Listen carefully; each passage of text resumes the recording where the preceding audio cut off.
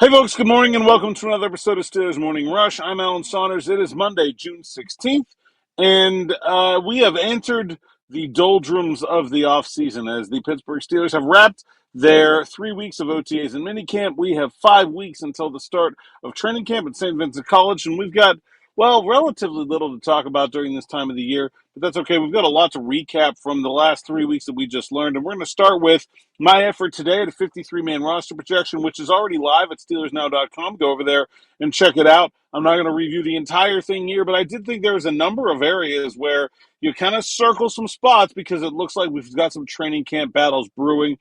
Starting at quarterback, where I don't feel like Skylar Thompson has made things easy for Will Howard. I think that's going to continue to be a spot where we're going to look at throughout the rest of the summer. Running back is very interesting. I think there's a lot of quality depth behind the big three of Caleb Johnson, Jalen Warren, and Kenneth Gainwell, but I'm also not sure what else the Steelers could possibly want in a running back that they can't get from those three guys. Do they feel the need to keep a fourth like Cordell Patterson or maybe someone like Trey Sermon, Jonathan Ward on the 53-man roster? Can they provide that kind of depth from the practice squad?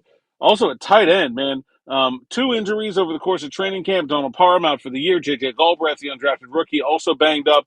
So it's just down to four bodies, and I do think there are going to be four tight ends on the active roster. They use four at a time at some point. So I got all four healthy ones down there with undrafted rookie DJ Thomas Jones taking the fourth spot. And I think that is an area where I expect the team to make an addition between now and the start of training camp. And then we'll see whether that new addition can beat out one of Hayward or Thomas Jones for the roster spot. We'll see. I don't know if it's going to be Kyle Pitts, Jonnu Smith, or maybe just a more traditional late summer addition. Michael Pruitt is still a free agent. He could be back as well. Wide receiver, another area I expect an addition, although I'm not sure that'll happen before the start of training camp. I think that's probably more likely headed towards cut down time as the Steelers try to pick the roster of a team that's a little bit more depth than they have. I've got five guys making this team right now, and I don't really know where you add a sixth. So is a guy like Robert Woods safe? I think that's an open question.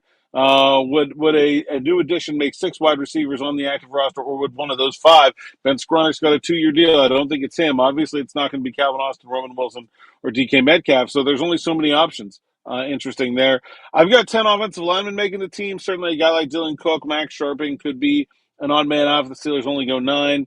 Not high drama there necessarily. I think they've got 10 good ones, and certainly Cook did clear waivers last year to get to the practice squad, and I would assume he would be able to again this year. Defensive line, it might be the toughest cut on the team, man. I only have 6 with a guy like Dean Lowry and Logan Lee, both on the outside. That's very difficult. We'll see what transpires there. It could be a potential place they could trade from their depth there. I think they're that deep. Defensive line. Inside linebackers, another really deep one. 6 guys could make the roster. I think only 5 will. The big battle there between Mark Robinson and Carson Bruner.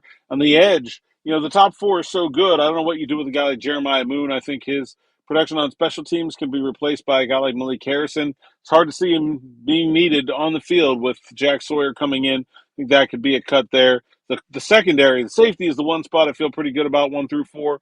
Corner, you got Brandon Eccles, you got James Pierre, you got Dante Kent. There's 2 jobs there. I don't know how it breaks down because Pierre's a starting punt gunner. Kent could be a kick returner. A whole bunch of different action possible there as we go through it. It'll depend, how much does Eccles play inside? Is Kent able to secure a starting return job? Can Kent produce as a coverage player? A lot of unanswered questions there. I think this is going to be a really good training camp in terms of the number of position battles, positions up for grabs. This looks like a roster that doesn't necessarily have the star power that you would think would make it a Super Bowl roster, especially at important positions like quarterback, wide receiver, cornerback, offensive tackle. But I do think there are a number of interesting roster cuts, battles. There's good depth at a number of positions. I think we're setting up for an interesting camp in Latrobe. All right, that's all I got for this morning. Stay tuned here on the YouTube channel for another Steelers Afternoon Drive. Me and Smitty should be just about 6 o'clock. And then all kinds of good stuff over at SteelersNow.com, including a whole bunch of SN Plus stuff coming out this week as well. So stay tuned for that. Until then, until next time, thanks for listening, thanks for watching, and enjoy.